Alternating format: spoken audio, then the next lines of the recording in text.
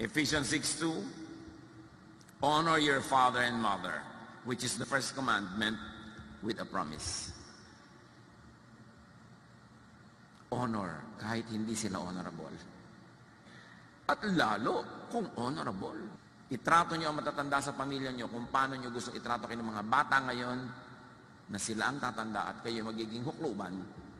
So paano nila kayo itatrato? What example do you show them? Pero mga anak, whether or not naging napakabuti ng mga magulang nyo or not, outdo them in doing good. Higitan nyo ang ginawa nila sa inyo. Higitan nyo ng mabuti.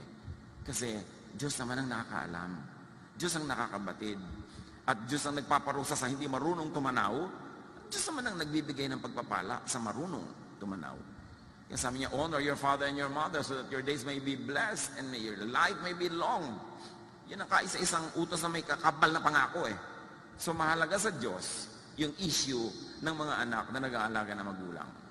People who don't take care of their relatives, and especially their own families, have given up their faith.